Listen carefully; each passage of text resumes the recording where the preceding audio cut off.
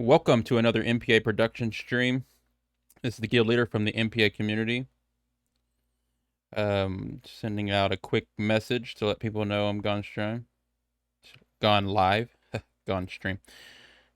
All right, so this is a stream we do every Saturday where we just work on music. If anyone in the community wants to get involved or do a collab, send me samples or message me during the week and we'll do that. Give me just 1 second. I'll just finish sending this message. I set my camera up today because I'm going to show some stuff off.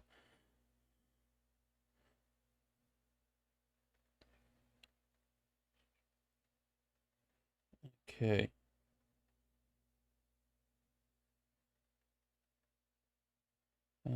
Just went live. I cannot multitask when it comes to typing and talking at the same time. All right. Okay, so just a quick announcement before we get into today's production stream about the MPA Producer Battle 10. Today was the last day to submit for round 2. I'm sure everyone that is submitted so far is curious to what they've scored and what their ratings are so far. We will get that posted. Some of the judges are still rating even the first track. So as the second tracks come in, the judges will start rating the second tracks, which I will get to them today. And from there, once we get 2 scores for each producer, we'll be able to start determining who's going to be knocked out. But if anyone's just curious on how round 3 is going to go, basically you're going to start submitting your tracks for round 3 by the end of the day. I'll post the post today. I have all the details. If there's no word of you being knocked out yet, just go ahead and submit your third track. Knockouts might not come until the next round. Just depends on when the judges get their scores and stuff. So, all right. And there will be star ratings posted. There will be star ratings posted at some point for those that are curious, especially. We want people to at least get that kind of feedback on how they did overall compared to others and stuff like that. So if you're waiting for that, just wait a little longer and we'll get all that posted. Like I said, the judges are some of them are still listening to the first round of tracks, unfortunately. Okay, so let's get in today's production stream. Oh, more information about that competition is, of course, posted in the Discord and on the Amino, and I will be a third post today for round 3, so just look out for that. And if you haven't already, look for the links to our Discord on top of our channel here and join our Discord, and you'll be able to keep up with all the things we do at MPA. Okay, today on the production stream, I'm going to turn this on first of all. Set up my camera because I'm going to be showing off a template that uses this Akai controller here. It's called the Fire. This only controller I know of that's ever designed for FL Studio. Let me pull this up here, my channel. So I built a template. 1 second. Put my phone over here so I can keep track of when my camera's pulled up and when it's not. Just turn down the volume. All right, so I built a template and I've named the template the grid, mainly because of this grid here. Come on now, stream phone. All right, so and basically today on production stream, I'm really gonna explain what I did with this template and then give some examples with it. And the idea is not to just kind of give other people ideas on what kind of templates you can be building for your different projects. This template is designed for a specific reason, mainly for live stream production and kind of a jam template, and I'll explain more about that in a second. Sorry, I'm just trying to get my phone over here to play. It's not. Okay, whatever. I'll just try to think about it for a second. All right, so the whole idea behind this template is to create music from scratch. So I actually left, if you zoom into these these cells basically on the grid here, they're all blank. So it's still very much, a blank template. In fact, when you save it, it's just a project file. There's no files that go along with it. Um, so it's a really small file, but the whole concept of the template is to create music quick without really having to hit the stop bar too often, just so the music keeps playing. The phone made me mad. Uh, Turn it off for a second. And you just want to keep the music going. So say you're live streaming some music production and people are watching. Not like I normally do here on Saturday, but it's more just like writing a song and you're really trying to come up with ideas, but people are watching. Thing I hate most when I'm doing that is um, when I trying to come up with a good idea, but I haven't quite got one. You know what I mean? Because everyone's listening to you come up with a bad idea basically at that point, and um, or that downtime you spend tinkering with like setting up a preset or setting up a little workflow system where your viewers are kind of watching you, kind of hoping you just get onto the music part. So I'm trying to knock out all that stuff with this template. Where it's just get straight into the music, and when you're looking for new sounds and new samples to add to the song, um, it everything keeps flowing, So that's the idea, and a big part of that system here is the randomizers, and I'm going to go into detail on all that here in a second. But a big part of it is to get a lot of happy accidents based on using uh, MIDI, MIDI chords and MIDI riffs and stuff like that, using Loop Cloud or other library sample library kind of sorters that will automatically pitch and stretch your samples for you while you're working with the song. So that way, when you're auditioning samples and sounds, you already can hear what they sound like in your project. So with the combination of dropping random MIDI clips on top of uh, your sample and randomly going through your sample libraries to find different sounds, you just get ideas that you wouldn't have thought of. It's just sparking creativity, sparking ideas, and again, just to keep the stream going. It's mainly for stream. There's a time and place for different styles of workflow, and I think when you're offline and no one's looking, you can really experiment with things that might not end up sounding good. It may sound good, but when people are watching you stream, I think it's important that you're kind of there to entertain and keep the stream going. So that's kind of was my motivation behind this template. I wanted something um, that flowed better when people are watching it, and so we'll do some examples, and I'll explain more here in a second. All right, so let me kind of break down what we're looking at here. What we got. So of course this is FL Studio, but it's in performance mode. A lot of people don't use FL Studio for performance mode. Most people will just immediately go straight to Ableton when you start talking about performing with your DAW and launching clips. It's all about Ableton, and in my opinion, Ableton probably still does it the best because I've got some, there's some things FL Studio just not doing yet, in my opinion, that are holding them back. But there are, just like so many things about FL Studio, it does things better in my opinion. So there's things that are really unique to FL Studio's little performance mode that Ableton doesn't have, but there's things that it's missing that just kind of crucial that I hope they add soon, and we'll explain all that. All right, so what are we looking at here? I know it kind of looks like the Ableton thing now, but it's actually the most important thing to realize with the FL performance mode versus Ableton performance mode is FL's performance mode is going horizontally this way, and Ableton's I don't know what they is that what's that view called, session view or something. I'm not even sure what view that's called, but their performance mode goes vertically, and the launch clips going down. This one you launch them going left to right. So much like the playlist, it's the same thing. So left to right, but it's the same concept where when you launch a clip, that clip just keeps looping, and you can launch different clips from uh, different. So you can have your bass pattern going, a drum pattern going, and your lead going, and then you can choose from different loops from each one of those to try again to spark creativity. A lot of people in Ableton use that.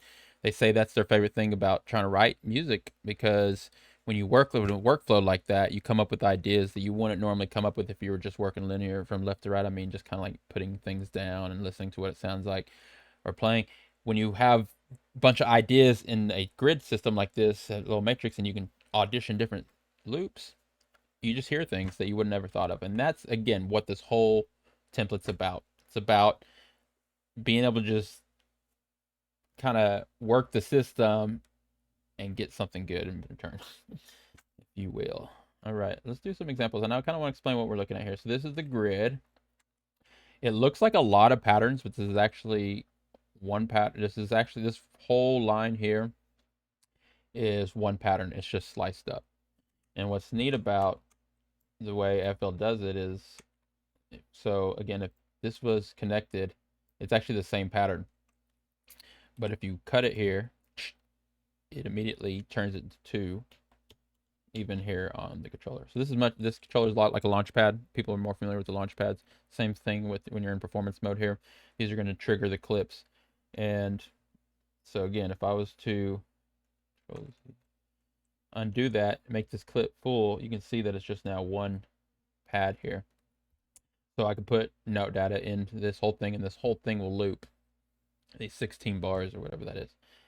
Now, if I slice it, not even having to make it unique or make a new pattern or anything, it does it for me. It will loop this section separately. Excuse me, if I hit that. So, there's that. All right, so again, these are blank. So you'd want to start entering MIDI data, or you can drop samples. I got this set up, you can do both, but you want to start putting MIDI data there. Now again, you can enter the notes, you can play it, you can hit record and play and all that stuff. But what I like to do with this system is to use MIDI, preloaded MIDI files and stuff. So you have a whole bunch of riffs, bass riffs and lead riffs and chord, piano chord, all that MIDI stuff. And that way you can just drop stuff in and audition different things. So you can pick a sound, pick a loop, drop it in the sampler, and then start dropping MIDI clips, MIDI files on top of that, and start hearing what you sound like. And then when you get something kind of close to what you're, if it's not perfect, you can start moving notes around, of course. Sometimes it'll be perfect just the way it is, but sometimes it'll be close, and you'll be like, it's so good, but just a couple notes. It's just as easy to jump in to your piano roll at that point and start editing it yourself like you're used to. So. All right, so let's do some examples here, and that'll be a better way to explain what's going on. All right, so the template has already loaded. We've got, make sure I'm still got the camera on. We got 2 tracks for leads and 2 tracks for chords. And the reason why I say leads and chords, because I have them set up in a way where the leads, if I choose to, the leads will duck other things away. So if you really want a lead to cut through and pierce through the mix, you can usually sidechain that lead with like the thick chord layer. So if the thick chord layer is still going, the lead cut through. I have a lot of that stuff already set up in the template. That's why I designated track 1, track 2 to go here to my leads channel. And then 3 and 4 are going to go to the chords channel. They don't have to be chords. Pads, chords, thick layers, things like that. Things that you want to get. It's kind of like a priority, a list of priority. Am I even live anymore? All right. So then we got a bass channel, of course. One of the most important parts of the track. The bass. And then we got all the just the simple drum kit. So kick, snare, closed hat, open hat, ride, crash, extra percussion, noise, samples, and sound effects. I'm a little sad that my stream won't pull up over here. Just gonna make sure I am live.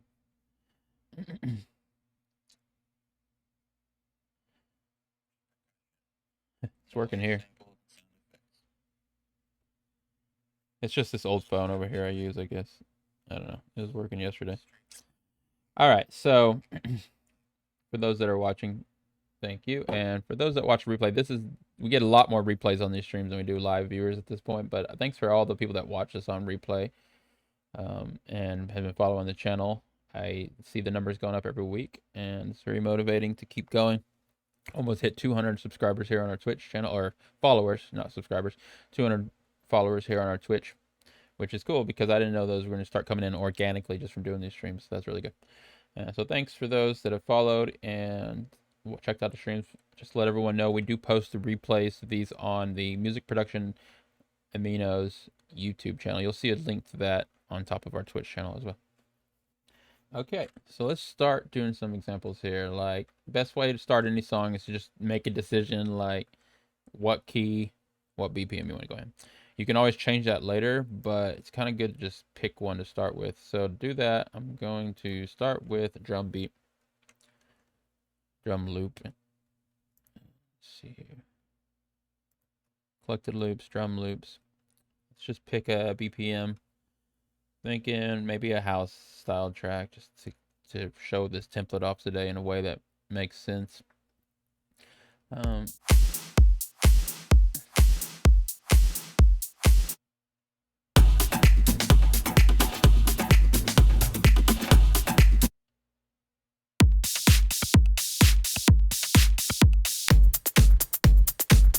Auditioning some of these clips here.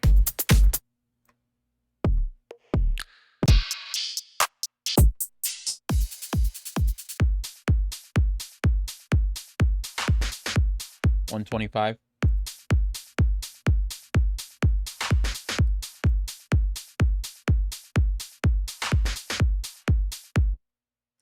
Okay, so the way the grid is set up, it's all set up for MIDI at first, but you don't have to do that. I mean, I could do a couple things here. First thing I'm gonna do, I'm gonna set the project to 125 because that's the drum loop we chose.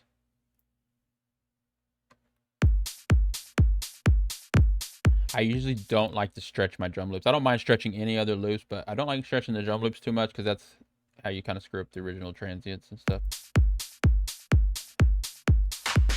Okay, so I could erase this first cell and drag this right into there like that. And this just happens to fit those 8 bars, so that would be perfect. And I can just loop it like that. Another option, and kind of the one I've been working towards, is still using the piano roll, but using a slice X or drop the sample in there. So let me show that example. And so I'll bring this back. Oops. Yeah. Okay, so what I'll do is I'll take that same drum loop, but instead so again, this is a template, so I've got all the necessary, samplers already loaded here, but I would pick the one for drum loop.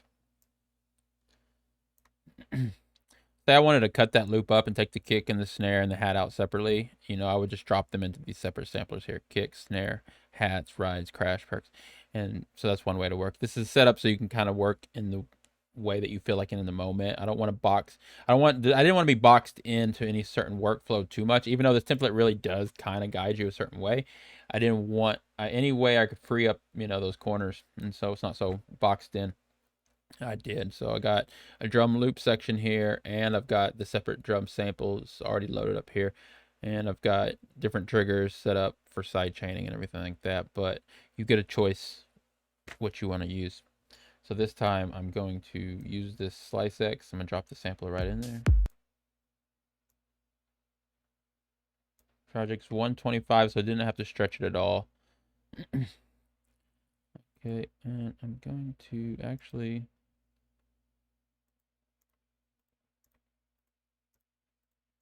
I'm going to delete all these slices, and I know there's a quicker way to do this. I just forget it right now. But I'm just going to play this loop the way it is. Straight, so I'm just going to leave that first marker there.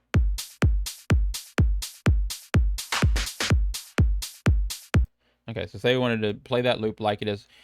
It's in the slices, so I got the option to go in and put some slices, which I might in a little bit. But for now, just to show that you can play the loop straight just by dropping in here, what you'd want to do is just leave the first marker there. And you close out of that. You got a pattern. I got a list of patterns here already loaded for the template, so one for each track and channel. So this would be the drums. So we go down here to the drum loop and add the piano note, or the note on the piano, and I think this is 8 bars, so we'll go and stretch that out for 8 bars.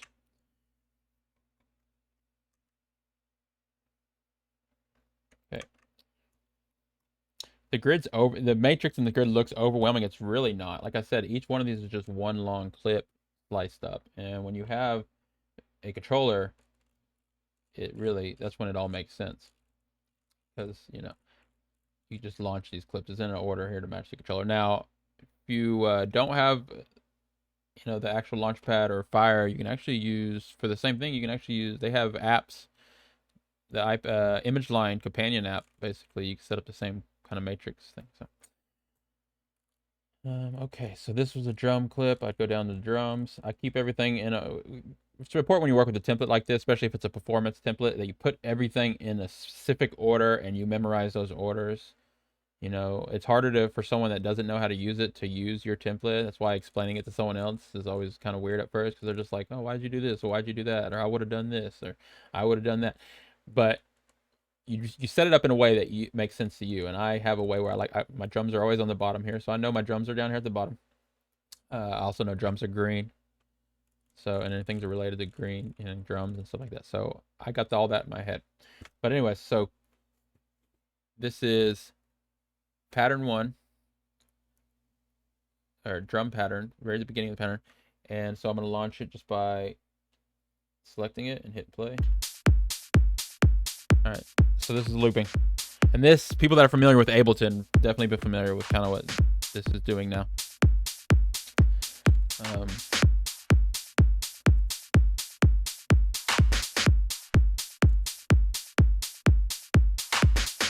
Didn't have my camera on. That's why I was scared of not knowing when my camera is on or not.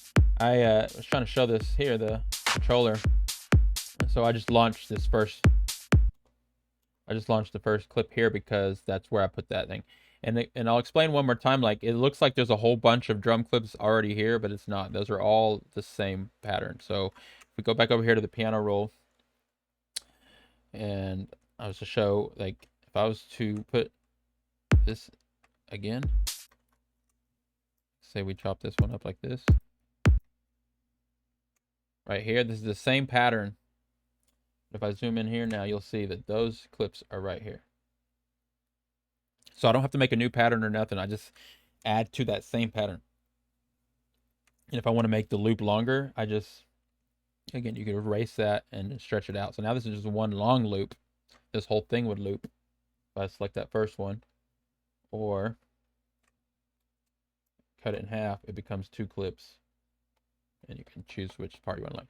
So in that workflow, and that's what makes the grid so special, is you could actually just fill this whole thing up. It's 3 minutes basically here, depending on the BPM. This is longer now because I slowed it down. But you can fill this whole thing. You can just play a whole piano part, MIDI, and fill the whole thing up. And then you can choose what parts of that you want to loop in real time by just selecting different pads. And then when you hear things you like, you can make adjustments. So it's kind of why the way the grid works.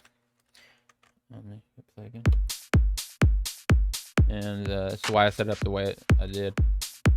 And the same thing goes for the automation clips underneath each channel here. So, and each one's pretty much the same, but it's mainly the automation I put underneath each one is a filter for that channel. So low pass and high pass combination. Volume. And this one has, turn it on. This has like a stutter effect. So on the drum channel, I put gross beat. I chose this repeater preset. I was supposed to have, anyways, I just did. And then when I move this thing around, so you'll get like, let's see here, hold.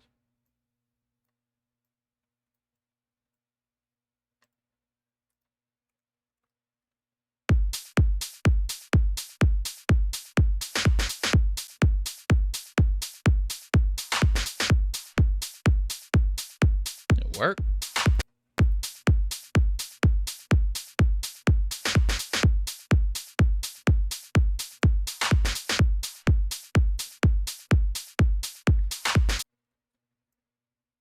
try a different value.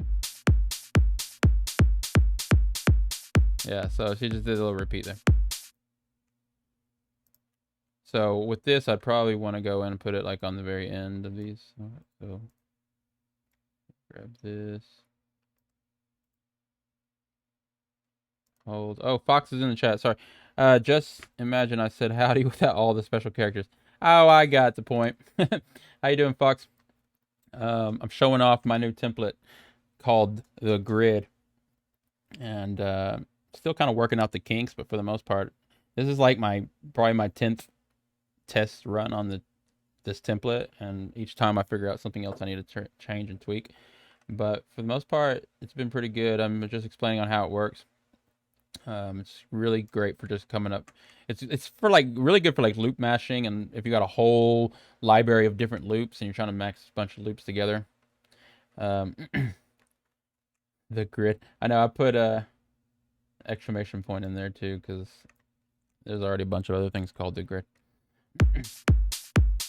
All right, so with this repeater on here, it should, do the little loop thing. And it's the same with these automation clips. It's just one long clip. I don't know why that's not working, but so I could go here and already add a whole bunch of automation to these. Even at random, that's kind of random is a big part of this template, is to do random things and then see what works and then kind of go with what works. But say I had all these, just randomly put in all those points there. Now let's play the loop.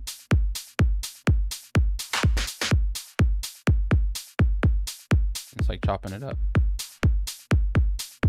Hand cam. Yeah, I keep forgetting that's on. Is it on? Okay, yeah. So I got a Control T. Turns my cam off so I can switch back over here. And then Control T. Switch it back on. I wanted to show off this controller today.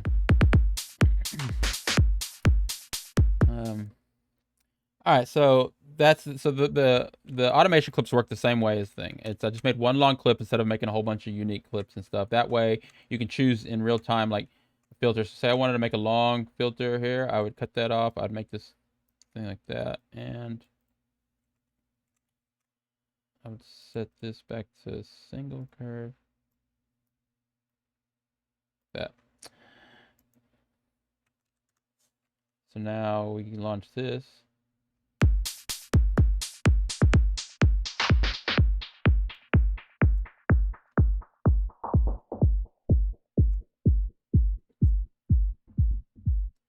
So in real time, there's no having to make a new clip, make it unique, add stuff, put it in the right spot. The idea is that everything's already kind of there. Anyway, so here, I'll do an example by adding, let's add something to this. Since this was the drum loop, there's the triggers, sidechain triggers aren't already set up. So to do that, I'll just click here where the kick normally goes and go ahead and add the typical pumping sidechain for this kind of stuff.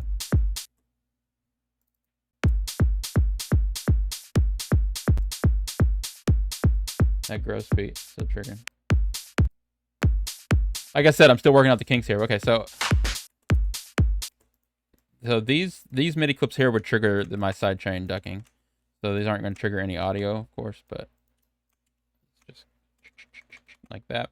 Now wherever that drum loop plays, the pumping will auto start. So then when I start sampling stuff here in a second, that pumping effect will already be happening. So let's also real quick, I'm going to turn this up just a little. Like so.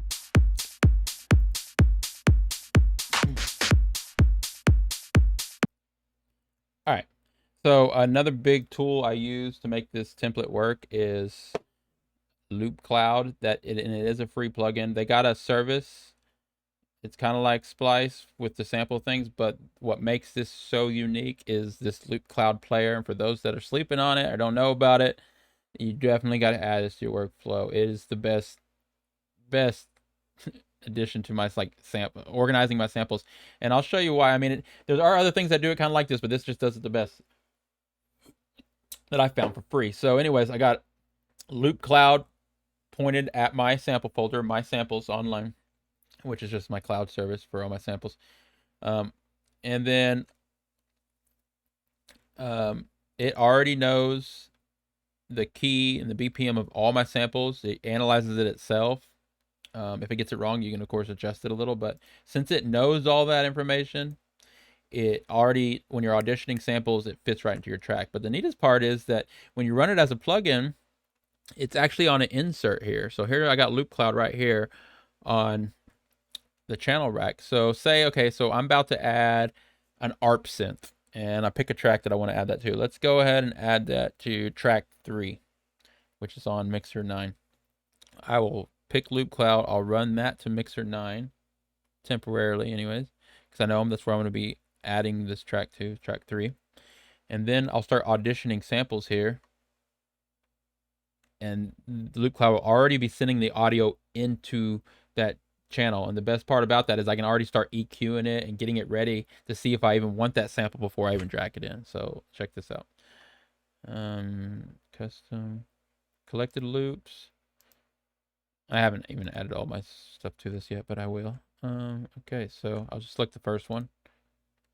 I'm gonna hit play.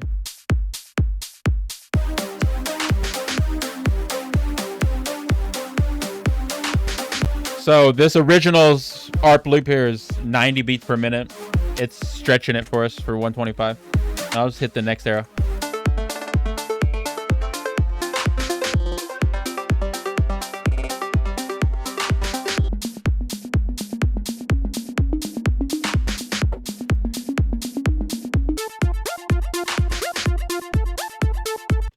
And again, that track's already being sidechained because it's running through Mixer track 3 here, which I already have the sidechain stuff set up.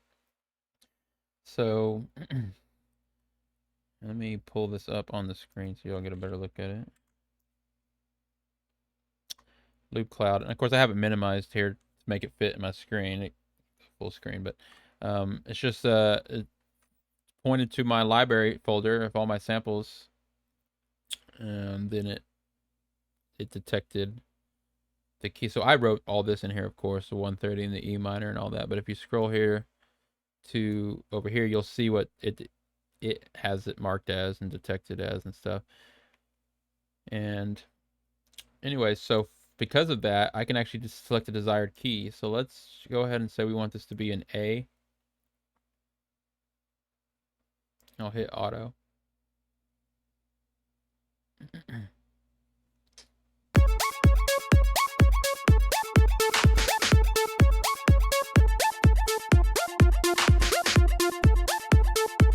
It was already A minor, so I don't know why I tried to do that. Maybe they're relative. So if I put C, I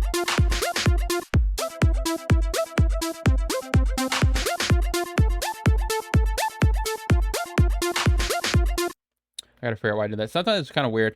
I mean, I know for a fact that that loop's A minor. It's written in the original loop and it's what it was when I got it, and I've used it, and I know for it's A minor. So if I select this as A, if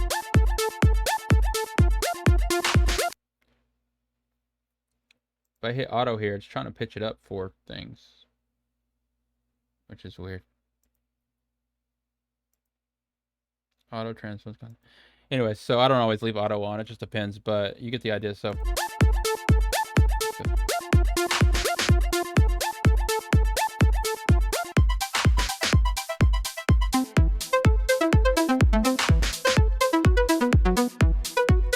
this original one's E minor. If I hit auto,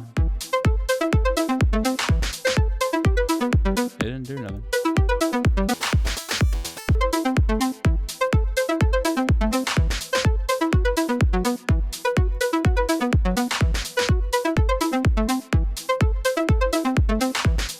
I'll have to figure that out later. It usually works.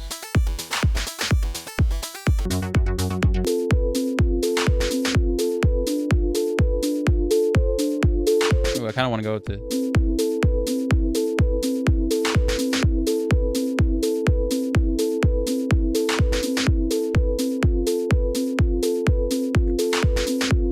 going to choose this one. Since I want to put it on track 3, I'll just open up that sampler and drag it over here. It automatically stopped it for me, which is nice. Okay. So there it is. It's been added to this, but it's not yet playing because I don't have it, the loop triggered yet. So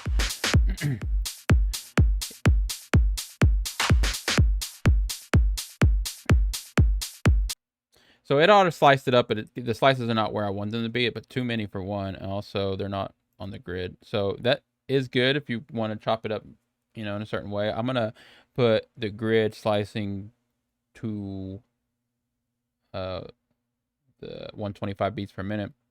That way it matches the grid. And then what I am going to do is, let's see here. If I grab the piano roll for this slice next right here. Yeah, there's pop and clicks. Pops and clicks. Clicksy pops. I'm just going to declick it here in this Edison style editor here. It's declick in all regions and declick out all regions. That should fix it. Yeah, no more clicks. That can sometimes have undesired. You can take the attack away also. But this is fine. Okay, so now I'm going to come up with a little bit more of a custom pattern. You know, I could just play that loop straight from the beginning to the end, and the pattern would, you know, just be like it was. So I sliced it up. We can make our own pattern now. Of course, I could play it live, or I can just start putting in notes here and auditioning them and moving the thing. But another thing I wanted to show off with this is using MIDI data. So just MIDI files. I mean, it's another great way to randomize and keep the flow going. When I'm using this project without explaining it, the idea is to never stop the beat to keep going. So I keep stopping it because I'm trying to explain it. So in reality, when this is actually going, and I am going to do some example streams during the week, next week, of me just making music on this without talking. At that point, you'd see how it's supposed to just flow, and the music's supposed to kind of keep going. The loops are just kind of be added in. You build up a track really quick, really quick. In fact, last time I did it for testing, I was surprised how quick I got everything in there, and I was like, well, now what do I do? I already did everything. You know, kind of. So from there, the idea is to learn how to take it out of the grid and put it into an actual arrangement, and I can show that too. So what was I going to do? Open up my MIDI collection. So I actually have not imported all my MIDIs to this folder yet, so this is actually going to be a very small amount here. Let's see, random bass MIDI. Okay, yeah, I know this is not a bass, but I'm going to use these MIDI because MIDI data doesn't really matter. It can be anything. So I'm going to drop. So these are MIDI files here. You know, MIDI files just, this is no audio associated with it yet. So I'm just going to drag these in, move them around randomly. These notes don't really matter because this is just sliced up audio. Sliced up loop. So now we're just going to see what this sounds like. Again, we're looking for random stuff to sound good. We never know what it's going to sound like at first. Let's hit play.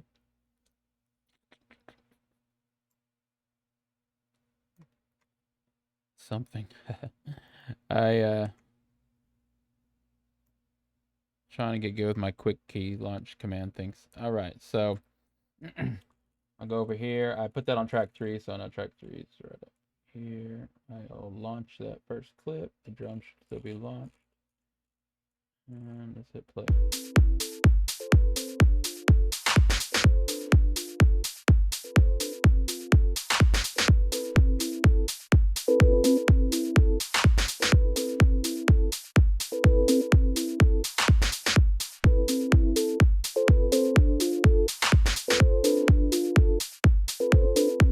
See, I'm the kind of person to just kind of go, that works for me. I've always said this about my workflow because I mean, to me, making music's all about. It really is all about just having fun. Amino acid. It's all about having fun and just kind of doing it. I don't like to stress too much about like, oh, I can make it better. I can make this perfect. Because in my theory, you can, yeah, you could rearrange these to make them different, or maybe a little better or whatever. But um, it sounds fine the way it is. So why not just keep going on to the next part of the track and get the whole thing written down? Then you can start going in and tweaking little things and stuff like that. Because a lot of that creative energy, if you don't use it today, you can just use it another day. So it's not like anything's ever really wasted, or any idea that you have today,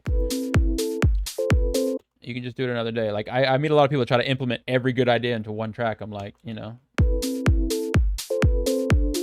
was a little bit of a unnecessary tangent rant there, just to explain that this is good enough for me. I'm not going to try other ones. That sounds cool. I like it.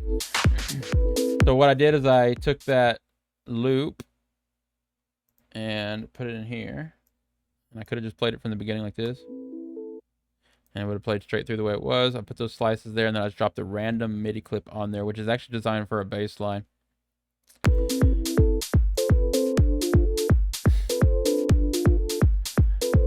I don't know why the kick drum does that.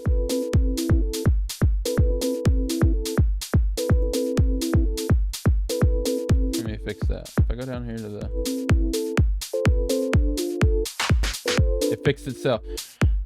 That's something I got to figure out. So some of these automation clips won't reset themselves depending on which one it is. It's that gross beat.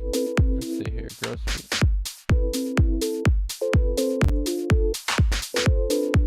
It's on empty now, but if I hit stop twice. Does it start on empty?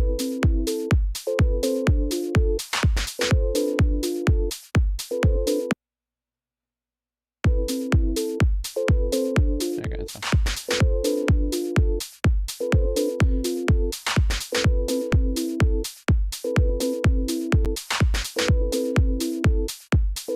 It's like little pops and clicks still. I think that's underruns.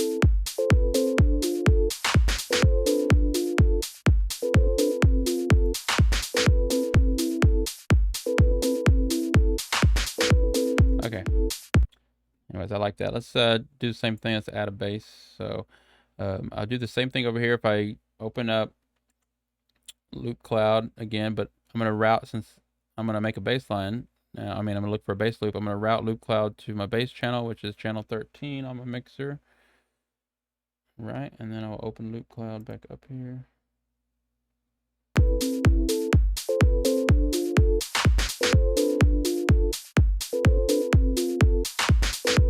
Collected loops, bass loops, and I'll start auditioning some of these.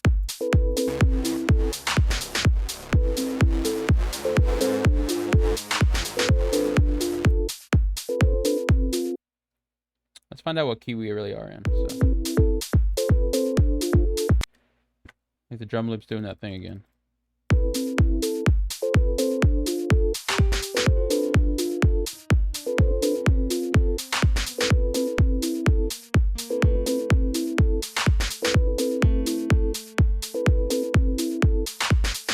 It's definitely A.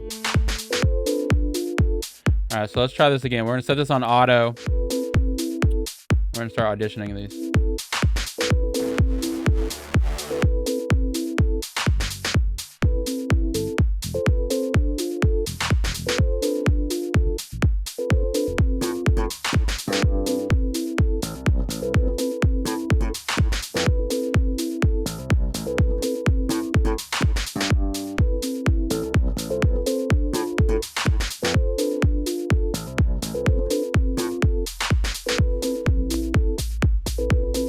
Nice subby one. I'm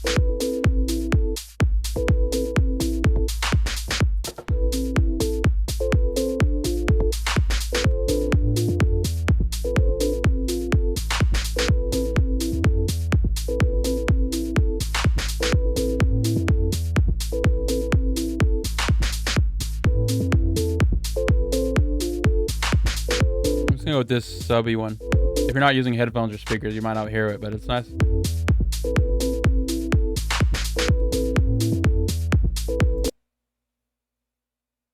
I'm hearing little pops, and I think they're like underruns or something, or a little buffer. I don't know. That stuff drives me crazy. I try to make these templates super smooth. So when you're working on music, you're not hearing like latency pops and clicks and all these other weird things.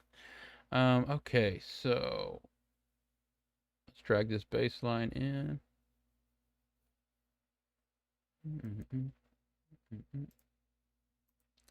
A lot of it's muscle memory. I mean, if you're familiar with any kind of template or anything you've been built in the past to kind of make things quicker, or even more, like if you've done any kind of jamming in the past or kind of performances, and you set all your stuff up in a certain way, no matter if it's like a guitar and a bunch of pedals or a keyboard and a bunch of stuff. One of the most important things before you get good at it is the muscle memory of just remembering where everything's at and where you put everything and where you, so then you start clicking on things really fast. And a lot of this new template is, I'm a little slow on that still. So, okay, so we'll take the bass, drag it out.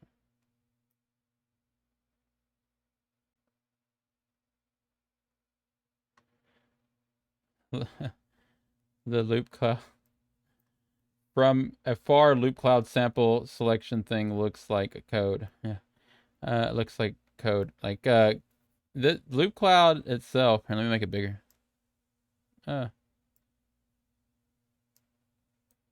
I like that it puts all the waveforms there, so you can see by just looking at it.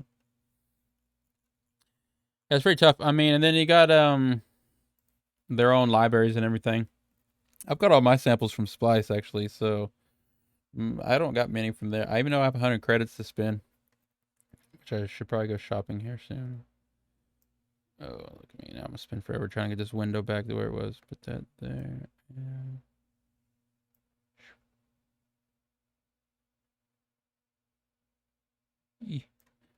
All right, that's good enough. And then, all right, so I put the bass in there. You see that the slice text always puts those auto chops there. Sometimes they're good.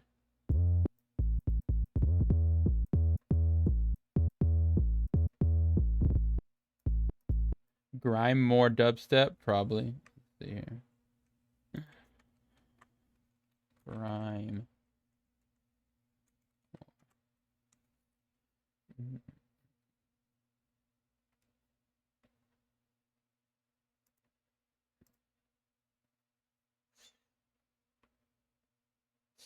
I don't even know.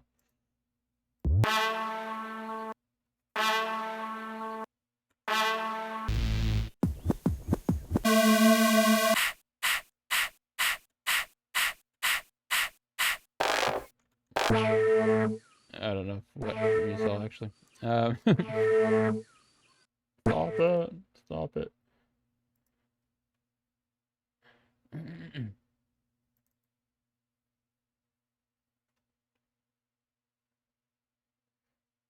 Double tap. Grime more dubstep sample pack. Grimier more.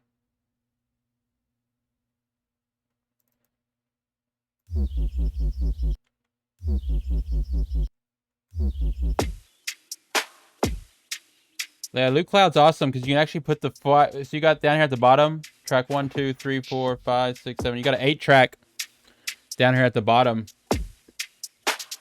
You can actually just load up. Again, it's a great way to test your kind of a combination of loops before you drop them into your actual project.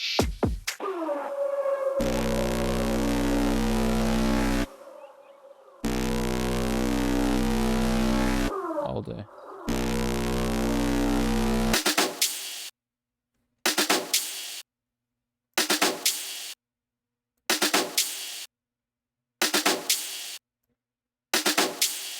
If I don't fix this, it's just gonna bug me. Okay.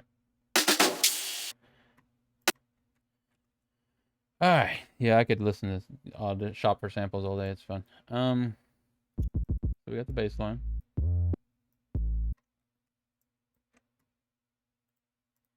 How to delete all these at one time.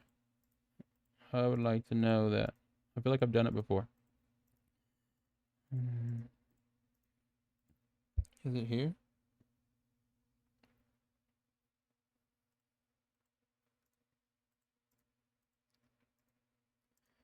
Might be in the bigger tool settings or something. Anyways, I'm just gonna trigger this just the way it is.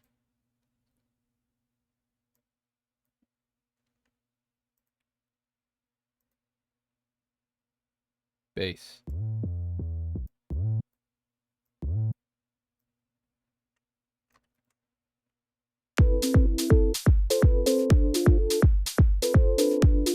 The growth speed is starting for some reason right there. I don't know why.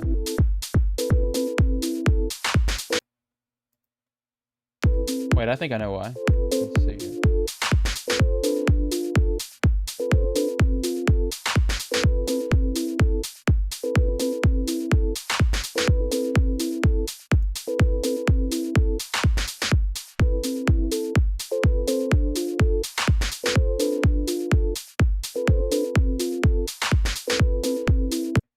No, I don't know why. I would kind of wish it wanted. I'm going to turn this. I'm going to delete that one. I always like to leave the first one here blank. Maybe that'll fix it.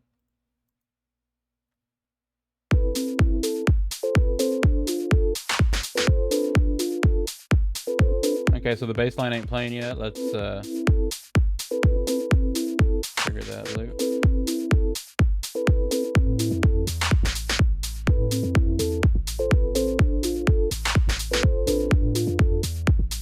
I actually don't like the way it is, so I'm going to chop it up after all. So to do that, we'll open this back up, and I'll just hit the dull slicing again. Oh, that didn't work. Dull auto slicing. I could have done that a second ago to just pick that first marker. Medium auto slicing. Okay, and I don't want the pop and click, so I'm going to also do the declicking. Declick in all regions and declick out all regions.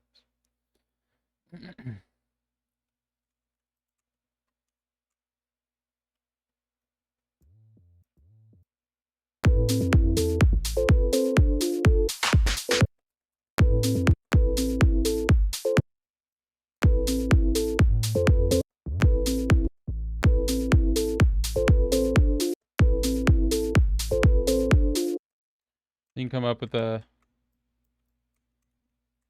pattern. I'm not going to stick with that one. I'm just going to...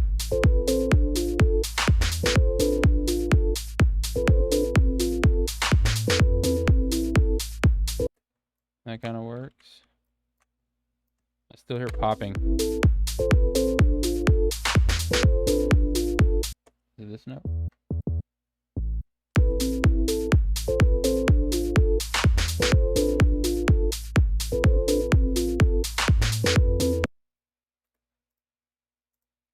Oh, I forgot you can do that. You can actually trigger the whole roll by just selecting here on top, which is actually a good thing to know.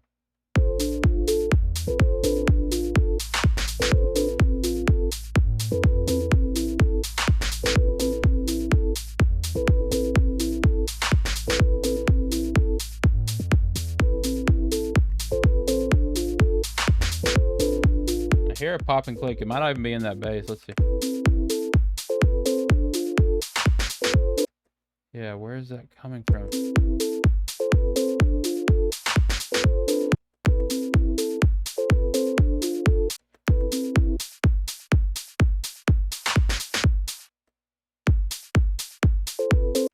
It's in the drum beat. And what's weird about that is drum beat's not even chopped up. Remember, we left the beat the same, so we got drums here.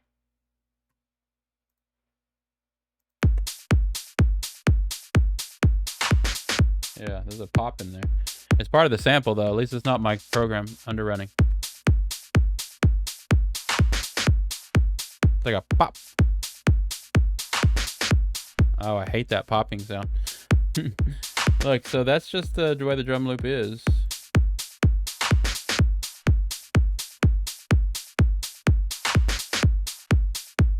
Oh well. Now that I know that pop's in there and it's not something else, I'm fine.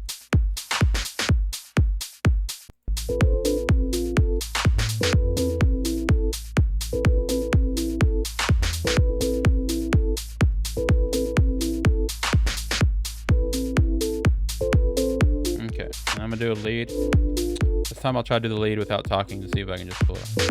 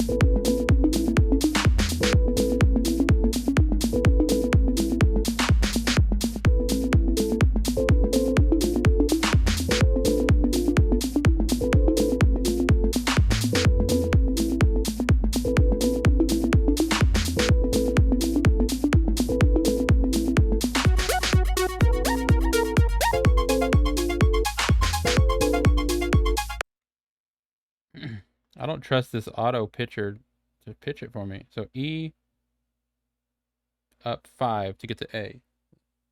1, 2, 3, 4, 5. So this one I did it right.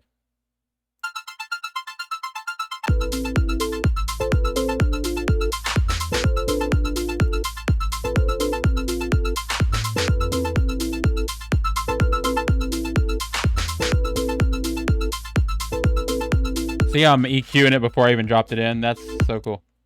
Loop Cloud's just playing through that track. Fox the Galley says almost an hour. Yeah, I'm actually gonna have to cut my stream 3 to 4, 4 to 5. Actually, my stream would be fine. I was originally thinking I was gonna have to cut it short. I have something to do at 5:30, I believe. My time, but actually I've got time for that. Let's not worry about that. I've got to get the competition post. I know people are waiting for that. I need to get that done. It's not really a lead, but I actually don't have my leads in this thing yet. I realized. I've been adding all my loops and stuff. First of all, I'm renaming them by putting the key and the BPM information at the front. It makes it a lot easier to see that stuff when I'm going through my samples on mobile devices or whatever, or if even in a little window shrunk down like this. And then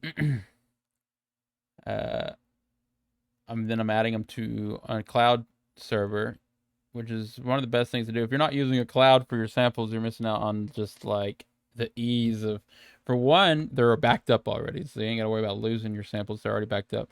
But two is if you want to work on a different device, your samples are all there in the cloud. I mean, ideally, you'd want to have them downloaded. You'd have them in the cloud, but you'd also want them to have them downloaded on each of your main devices. And then from there, even if you're just like on the go and you're like on your phone or something and you've got like a little mobile beat making app or something and you're like, oh, I wish I had some better samples. You know, all your samples are in the cloud, so that's the way to do it.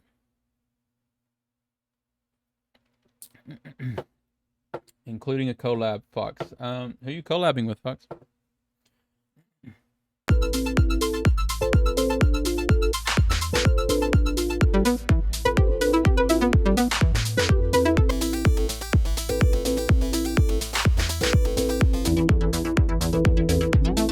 See, why isn't that stretching it? Being times it.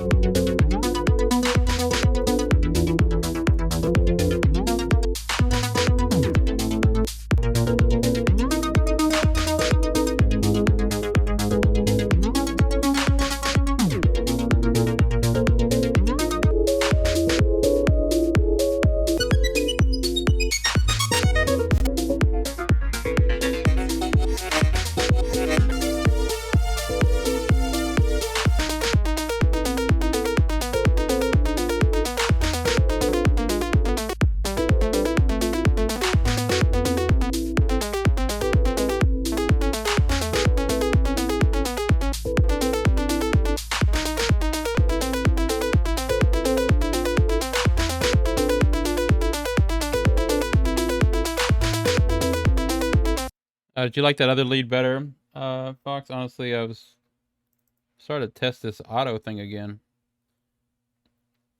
I don't know.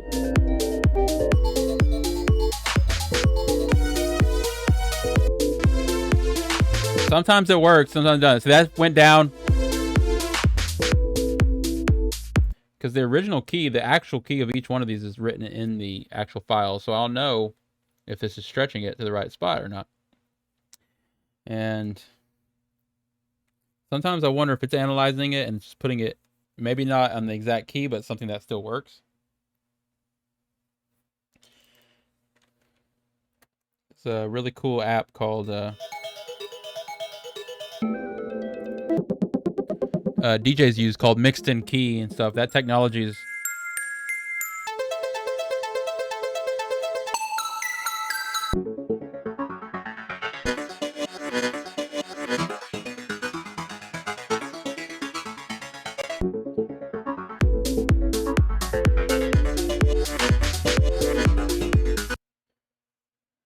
again, I'm just looking at this. So this says F sharp minor.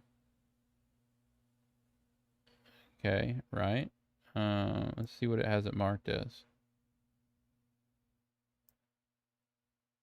Key. It doesn't have it marked.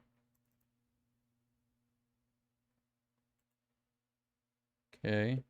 Add, edit tags. Where did that go? Edit tags.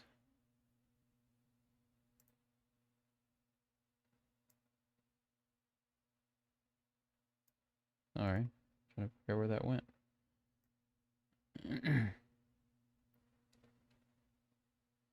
Edit tags. Edit tags. Edit tags. Analyst.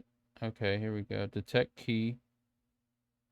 Retag instrument. Where? It's not letting me. Where's that stuff popping up? Come on now. Go.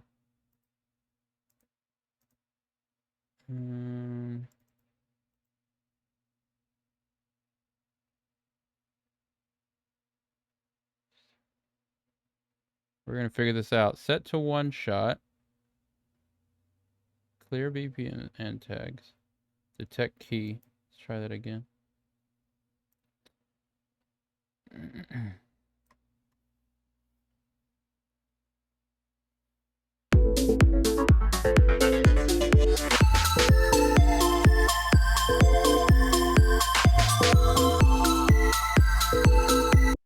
Okay, so I'm noticing if it knows, if it has the key here and it knows, like if this matches up with the same one that is on the actual file there, then the auto thing works. But see, it doesn't always know which one's major, which one's minor, and it doesn't always have them tagged right. I've got to figure out how to get that to work. Let me make this biggie screen. I mean, I'd sit here, take the time to go through every one of these and make sure that was right. Like, retag instruments. I don't know why it's not letting me open anything up. Maybe I do it down here somewhere. I'll stop doing this. I'll do this off stream. I'll figure this out and update everyone next time. But I want to know how to tag the ones that it doesn't know. So this one down here is 180, which has got 180. But it doesn't know that it's F sharp minor. So, and when I click edit and everything here, it's not doing anything for some reason.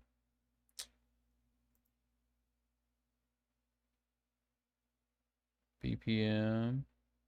This is not for the sample itself. This is for what the project sets it to. Tools, edit, grid. Oh yeah, Loop Cloud also has like an auto chopper here. It will chop. You can hit, like if I hit pattern, chop that up for me.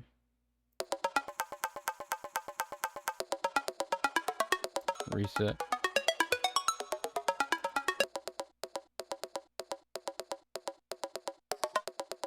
Even got pitching and everything. So you can make new patterns with your clips here. That's another big part of this whole random workflow I'm talking about. So you could say you like that. You just drag that right out of here and drop it into your project. So anyways,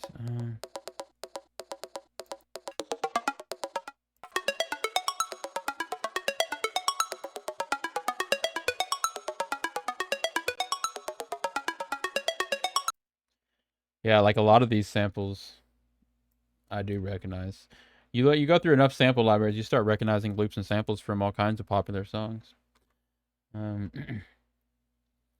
I go back and listen to some of my loop performances that I did, and hearing all those loops and samples just during the time I did the little performance, and then I go back through Splice or going through the cloud or going through my file, and I recognize all the samples like immediately, and I'm just like, oh, it's just like, how much easier is it? I mean, someone else is gonna, and it's just like, it's sometimes really easy to spot a sample if you don't completely flip it and make it sound different, which I don't normally do that. That's not how I work with samples. I'll either build a sound from scratch and make that sound so completely unique that I never heard before, or if I'm going to use a sample that already sounds good, I try to keep it the way it sounds, because, like I said, it already sounds good. Okay, so I'm gonna stop messing with this. I really want to figure that out. Key and BPM. This is just for searching.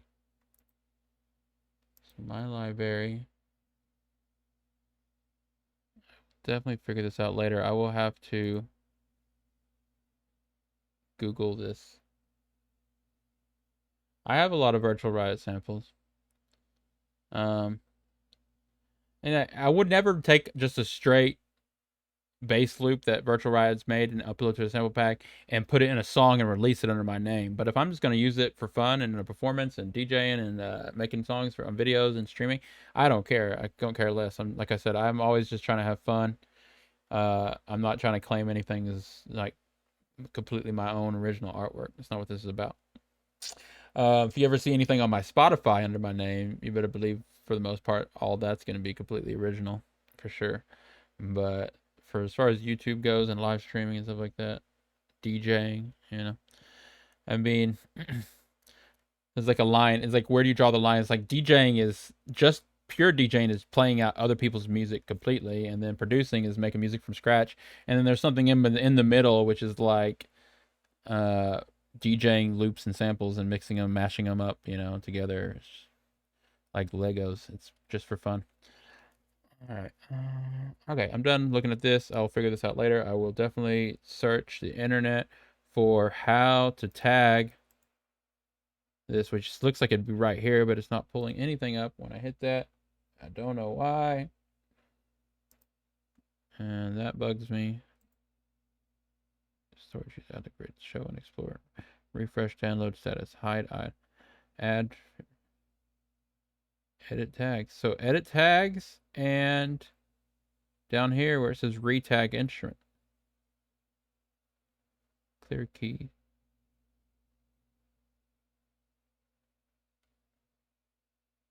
I think it also reads the file names, which I put it in the file name. I wonder if it doesn't read it if I have it in that format. 140 underscore D minor.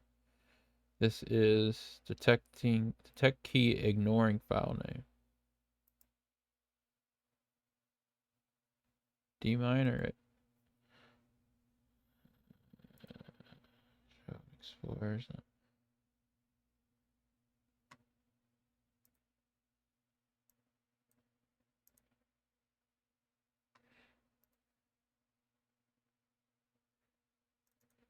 I have this to set like always on top, which could be causing a problem.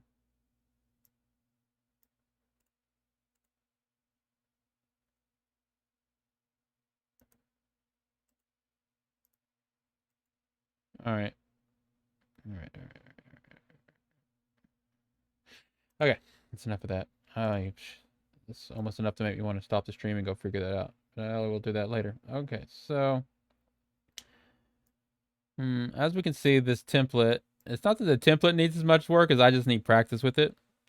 I've been working on this template all week long, and at the end of each night, I do like a really solid like test run on the template, trying to, if I was to build this stuff. And each time I'll discover things I need to add or change just to make it better for the next time. And I'm not really seeing too much I need to change or add this time. What I'm noticing more than anything is getting the workflow down. Today's been very interesting because I've been trying to explain it while I'm doing it, which is causing me to kind of be slow with it. But the actual point of this is for fast music creation. So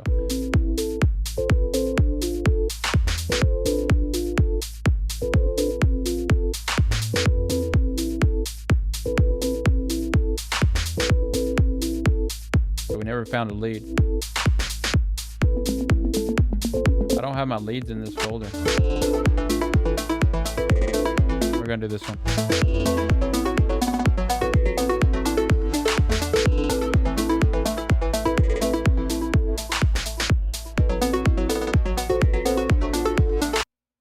Okay, so I'm noticing this, it's got this messed up. Okay, so 110 beats per minute, D minor. Scroll over here, it thinks it's C major. C major is not the same as D minor. If anything, it's the same as A minor. Whoa. So when that happens, I'm just gonna pitch it myself. So I know this is D minor.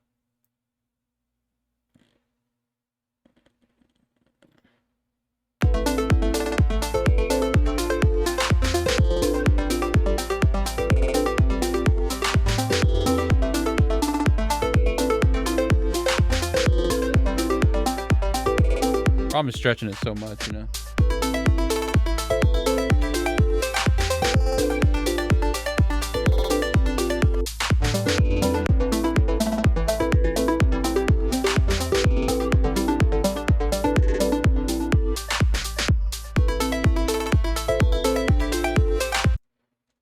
Let's go with this one, and we're gonna drop it up actually. So pop that in the sampler.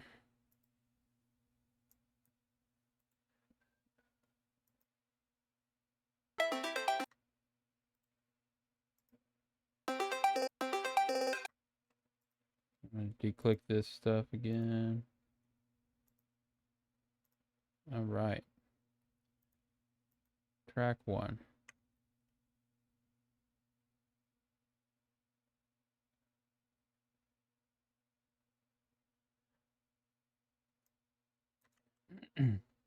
What happened to the stream promotions? Are they coming back, or are you just some of that? What do you mean stream promotions? You mean like announcing the stream live, or what do you mean by that, Fox? I did not send out a notification for the stream. Mainly because I keep saying, I want these to be community related, and if it was like more of an event for the community, I'd want to promote it. But it felt weird promoting these as an event when I'm really just sitting here working on music by myself. Like no one's working. So I don't know. It's just one of those things. Sometimes I feel like, hey, everyone, look at me. You know, come on, tune into this MPA event. But if no one's getting involved, it's not really an event. It's more just of a stream. So at that point, I don't know. I feel like it's a personal stream. But no, you're right, Fox. I will think about that. Now, what my goal is to make these eventually more community related. Like, I don't want to just be sitting here working on a personal project. I'd rather be working on something for the community, some kind of community collab, or a collab with a member from the community, something like that. That at that point, I think it's worth announcing to the members to show up and say, hey, there's a community thing going on. But like, I don't know. But good to know that people are paying attention, because I didn't know if people look for those or not. I try to do them at the same time every Saturday, that's for sure.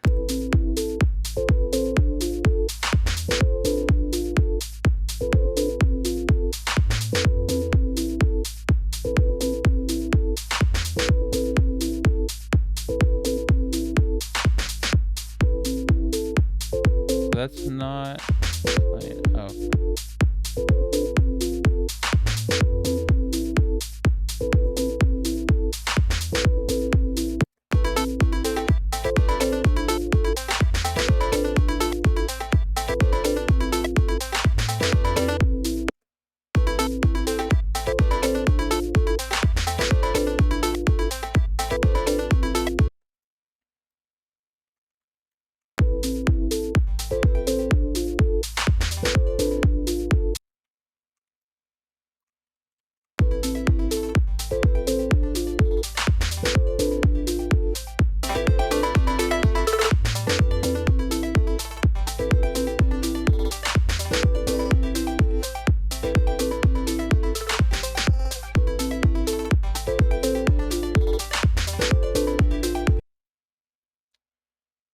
What'd you send, Fox? Some samples? So I'll definitely mess with them.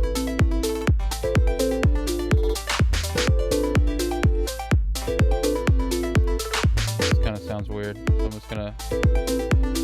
So once you throw in like you know, the idea is kind of random anyways. So once you I threw in another MIDI file. You can just start kind of randomly moving these things around.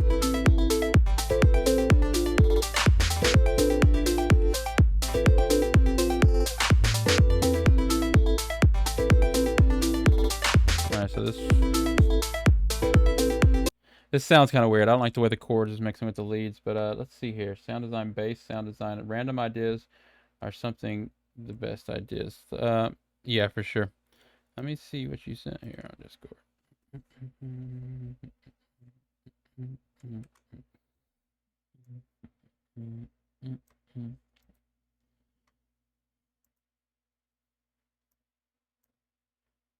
Okay. Oh, nice.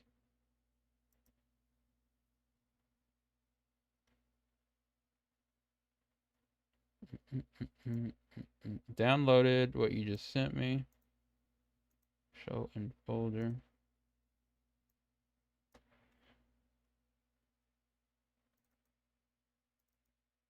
Nice. Let me extract this.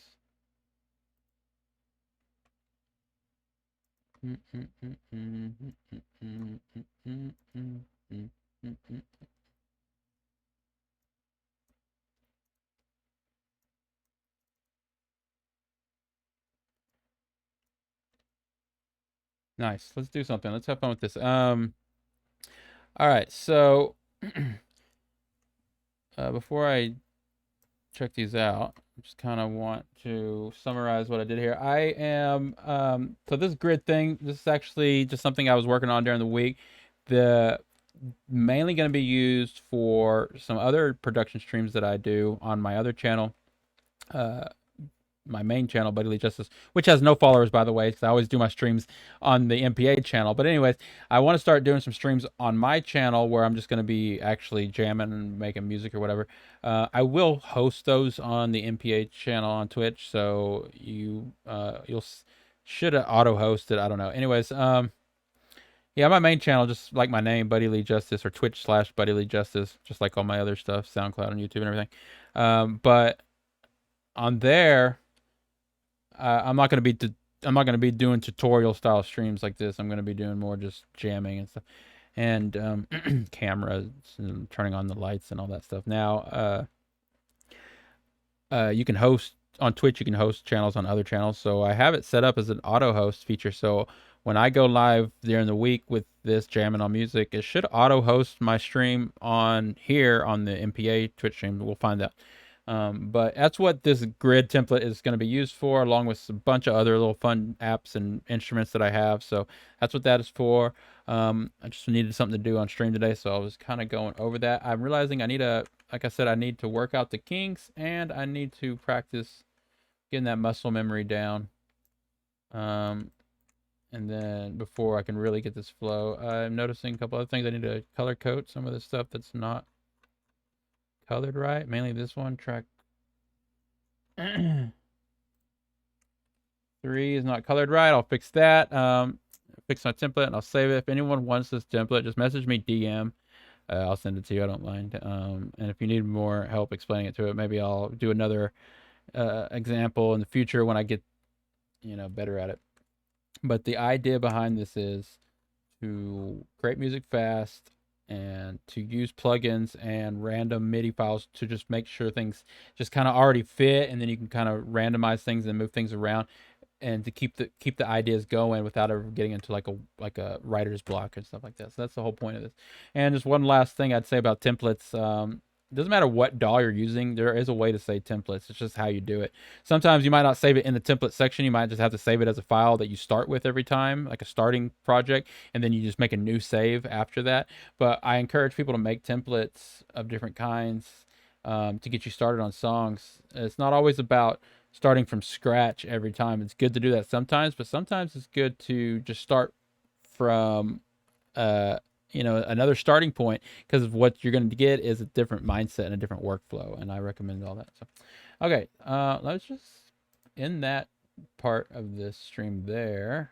Open up an empty project here. Loop cloud started triggering. And it's weird because it triggered on my other speakers. All right, I'm going to close the loop cloud even.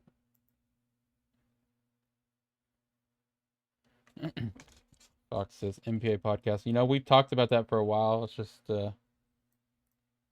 my best way of doing a podcast would just to not script it and to just start talking randomly. But those can get carried away.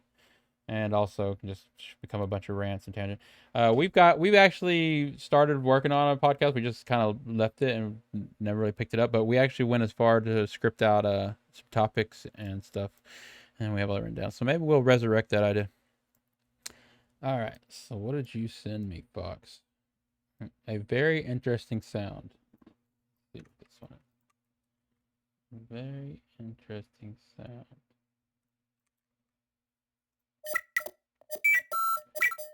That is very interesting. Let's put up a limiter here.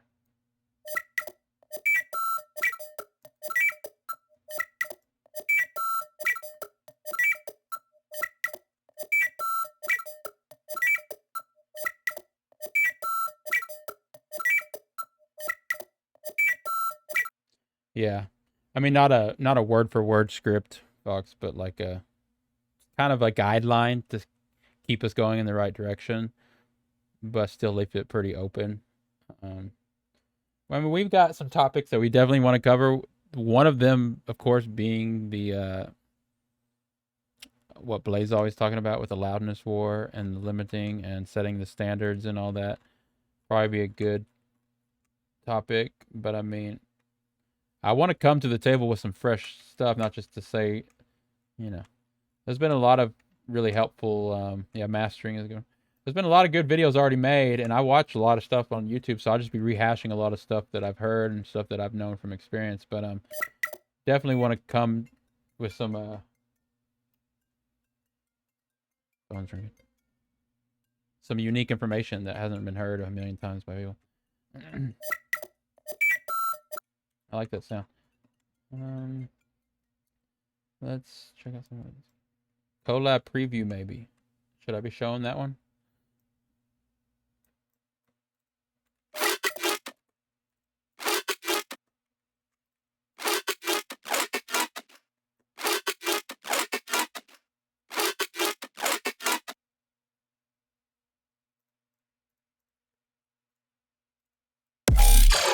Well,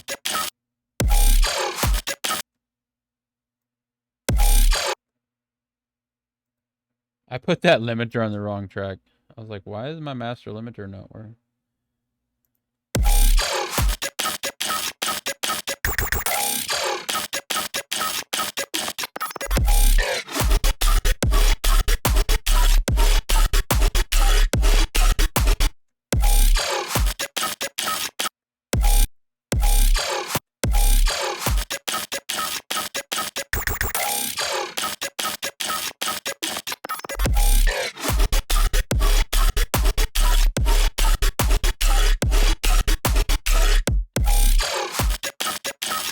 I like that a lot.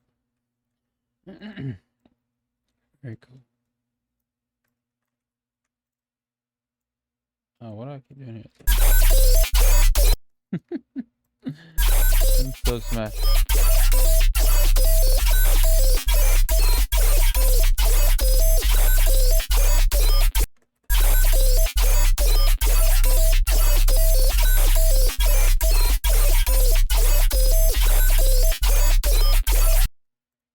I love this stuff. I noticed that you use a lot of these styles of things in your music. What I would start doing is kind of mix matching these. Like you just got to get a little bit more variation. Like, so if you're gonna use like say from this first one.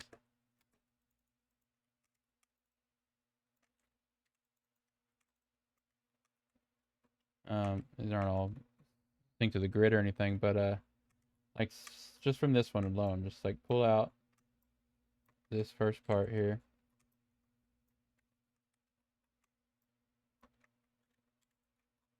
Right?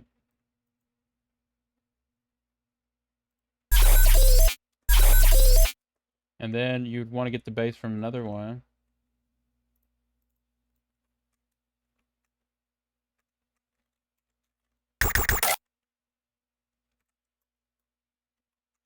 I'm just throwing out random stuff here, but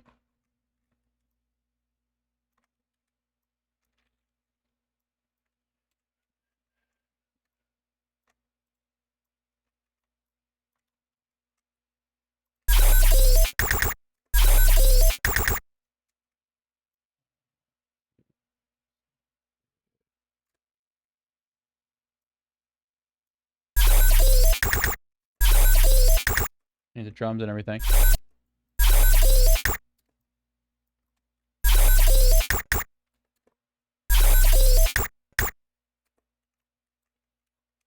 This could be more of like a little bleep bleep bleep. And take out like another bass.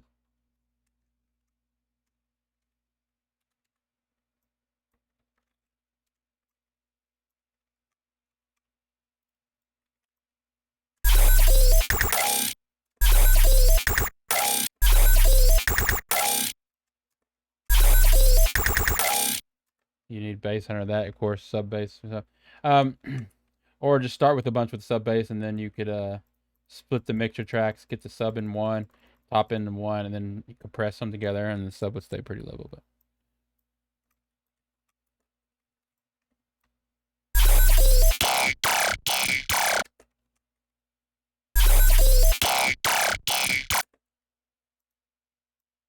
just don't all have the sub in, of course. I like this one.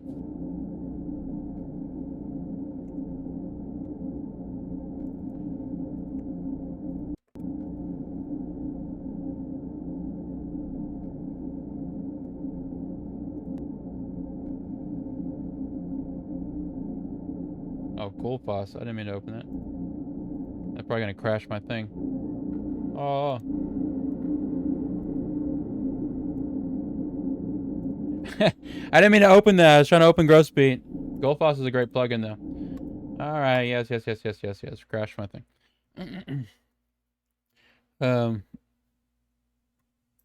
It's because it tries to launch this iLog thing. I don't pay for Goldfoss, so I don't own it, and it tries to remind me that every time that my trial ran up. I know it did. It okay. So let's see here. What were we working with? Oh, we were just in an empty project. Yeah, it wrecked it for sure. I probably could have let it come back online maybe if you give it a second, but I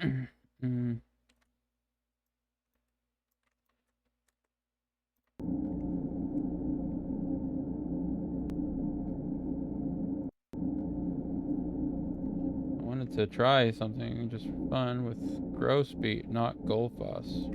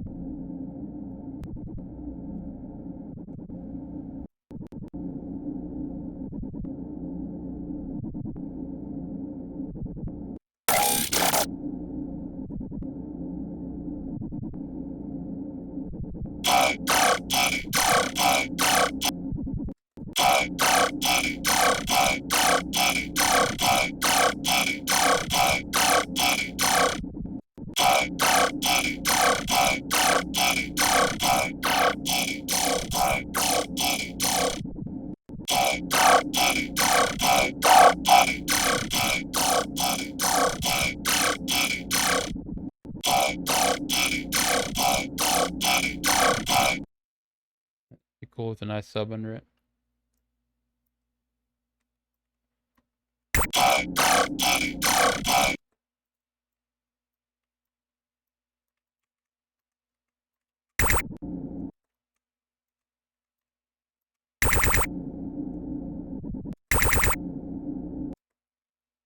What do we got here? Oh, I like this one.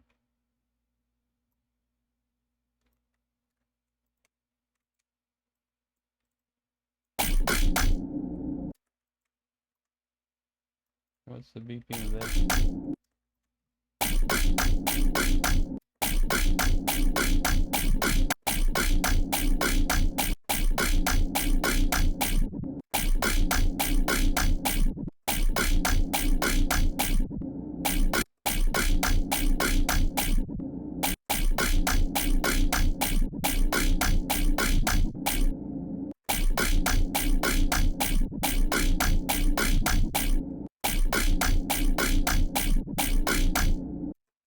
weird timing. Is this triplets or something? It's probably not 140.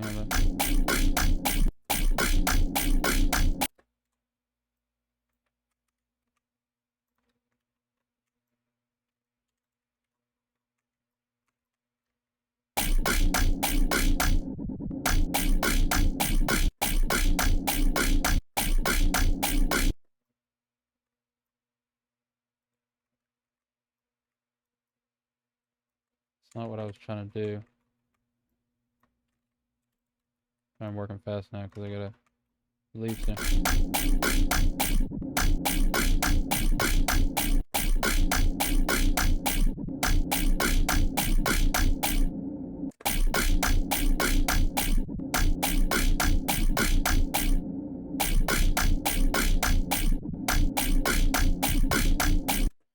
Timing's kind of weird, but I totally was neat drums behind that. Be neat.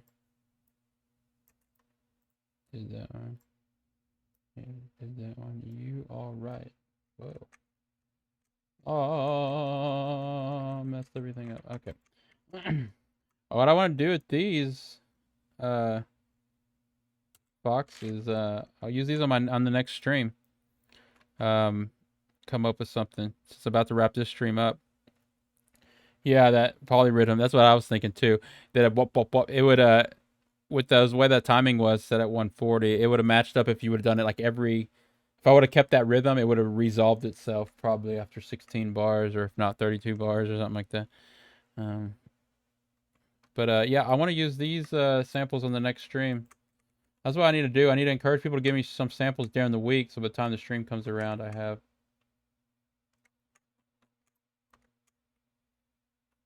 stuff already to work with. Definitely also label your you should label your samples with the key and the BPM information, even if it's just a rough idea.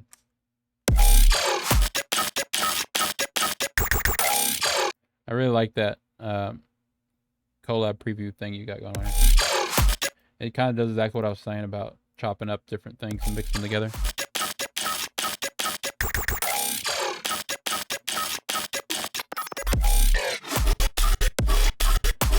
Yeah, however you made this is actually really, really, really good. So good job on that. Oops. Already heard that one, I guess. Cool. You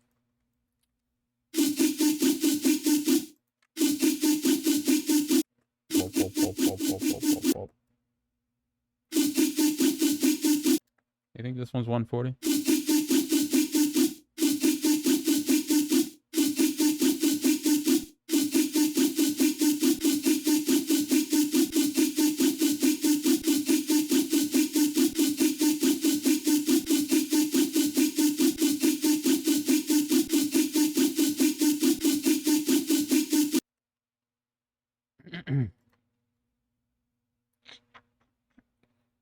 We got here.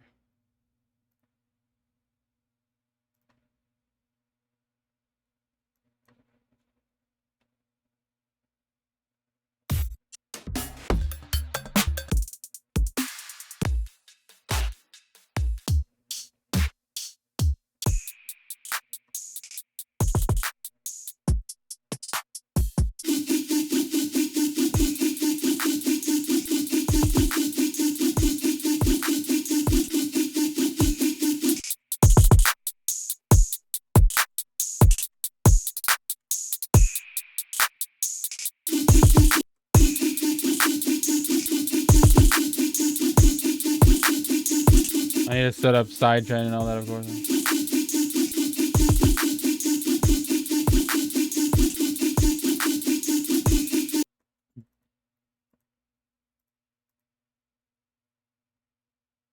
Almost hit Goldfoss again.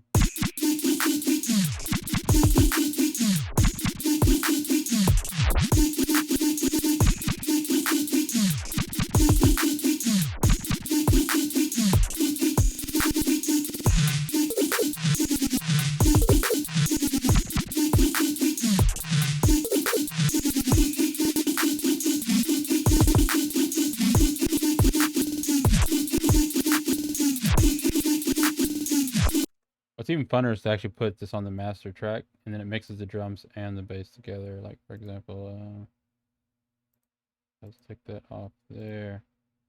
Master.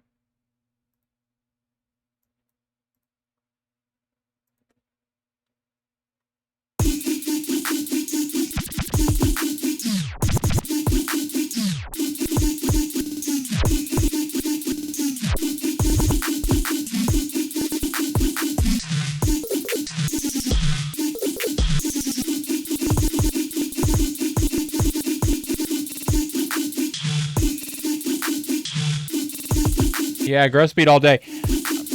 You can link it to automation, and you can link it to MIDI controllers and play it with your hands.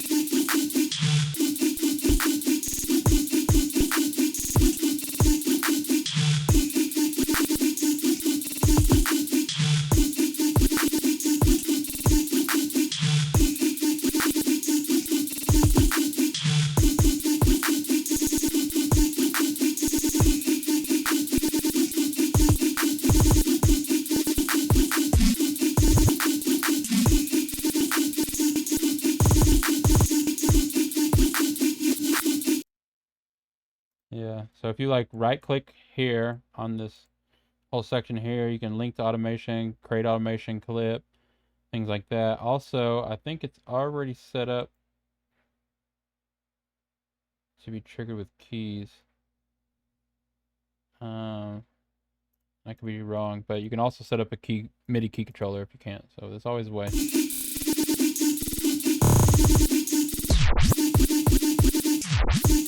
Yeah, that growth speed can do a lot of tricks. Take something simple and really make it nice. Now, this is just a drum beat and that little bass line. You can put growth speed on the separate things, which would be kind of cool. But what I really like is just like I said, just put it on the master here. If you put it on the master, it kind of glues everything together.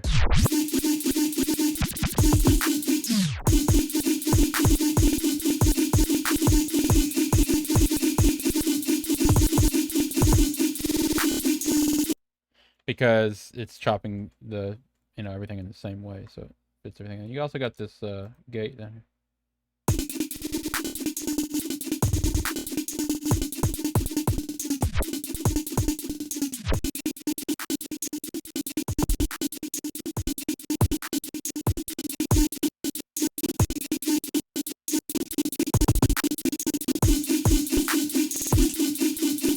And they've got different presets here.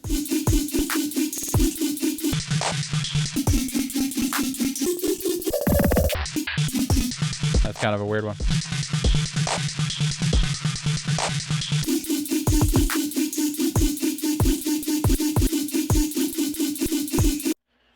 Yeah, you're totally right, Fox. In fact, there's a lot of people that I think Porter Robinson and people like that. I don't know if he probably doesn't use growth speed, but it depends on what software they use. But they use glitch style plugins to do that. And the thing is, you take it on you make a track, and then you're trying to come up with transitions and all these different parts. One of the best things you can do at that point when it's almost done is to kind of treat it like a DJ track at that point. Take the whole track and run it through DJ tools. Like on a DJ setup, they got stutters and repeater effects, and it's the kind of effects that a DJ would do to your track after it's already finished. If you do those kind of effects in the production, it's always a good idea, I think. I mean,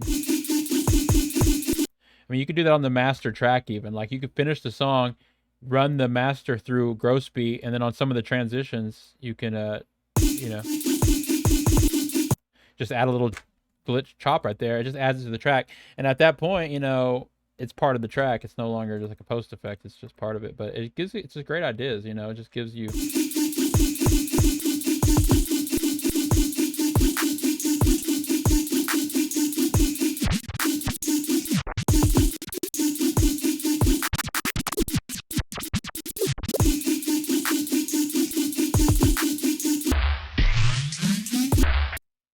And it's just all about how you implement it. I mean, I like to create an automation clip and then just paste the automation clip. Like, I right click here, create automation clip, and then you can just actually make points here. So if you put on hold.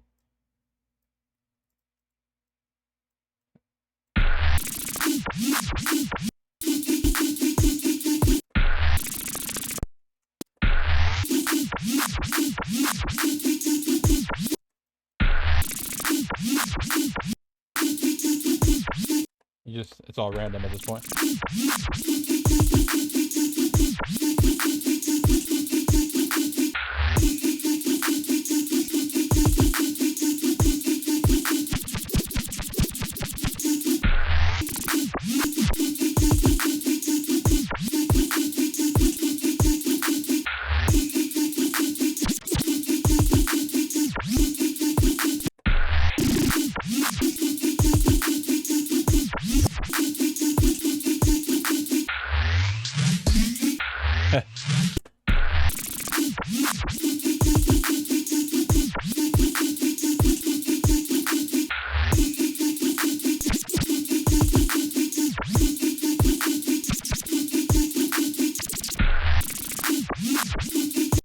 Okay, that was a pretty fun stream today, I guess. It was an interesting one.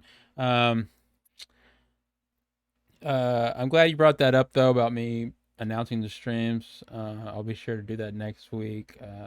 But like I said, the main reason why I don't is sometimes these feel like I'm just basically streaming, personal stuff for fun at this point, and it's not really community related. And I don't want to announce it along with other community events if it's not really an event. So to make these more like an event, I do encourage, like you did, you sent me these samples here. So next week, I'm going to kind of title the stream, or at least announce that the stream on stream, we're going to be, me and Foxy Galaxy are going to be collaborating and stuff like that. And that way, it is more of an event for the community. It's a collab, and anyone can get involved. Anyone can send samples, things like that. So, um, and also, a lot of that comes down to just how busy my week is and stuff like that. Sometimes I don't have the energy to promote and all that stuff. So we will work on that. And the feedback stream, yeah, I know there was some complications with that yesterday, but everything should be back to normal next week for sure. Cool. And then, like I said, I'm going to be streaming some music production from my personal channel throughout the week. And that should be hosted here on the MPA channel as well. So look out for those. I'm going to jump off here. I got a dinner to go to, but before the dinner, I really need to post the Producer Battle 10 stuff. So I know we got all the submissions in here for the round 2 that are probably going to come in. They were due yesterday. And let's see here. I need to gather up these submissions and add them to the spreadsheet. Start listening to them and rating them myself, get to them to the judges. More importantly, I need to post round 3's post so all the producers know to start submitting their third tracks and stuff like that. Okay, so I'm going to work on that before and after the dinner. I'm going to, and I will see everyone back in the communities. I usually take Sunday off, so Monday I'll get back to work on the SoundCloud channel and stuff like that.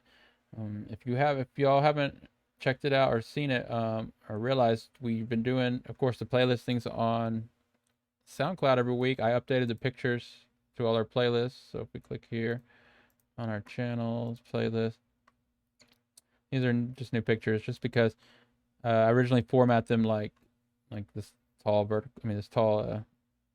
vertical style picture, and then I make them square for SoundCloud to make it fit. So I just made this neat little background for each one, the borders. So that's been updated, and I continue to just add music by going here to our stream and looking for people that are posting. So be sure to be posting your music. Make sure we're following you. I'll check out your songs and add you to our playlist, and repost your stuff if it's good. I see Alex just posted something. So if you haven't already, please go and follow and like those playlists to help promote them and push them and stuff. And we'll be doing these every month as well. Continue to do those. Get that producer battle stuff posted. You can always find that information in the Amino community. Looks like it's the only featured post right now, so I'll be sure to jump on there and feature some new stuff. Okay, that's pretty much it for announcements. All right, I am gonna sign off for today. I'll get this replay posted on our YouTube channel, and I will be sure to make plenty of forward announcement for next production stream next Saturday, where I'll be messing with the Foxy Galaxy samples, and it should be fun. And we'll try to get some more participation throughout the week, people involved, and that'd be really cool. Also, if anyone ever thinks of a challenge they want to challenge me, I'll do the challenge on stream too. So if you ever think of a challenge me to do, I'll do that on stream also. So that's an idea. All right, I'll wrap that up. I will see everyone back in the community, in the chats. If anyone has any questions ever, you can always message me. I mean, the guild leader in the MPA community. All right, so that's pretty much it. Don't have any replay to really replay. I guess I'll play this one last time and sign off.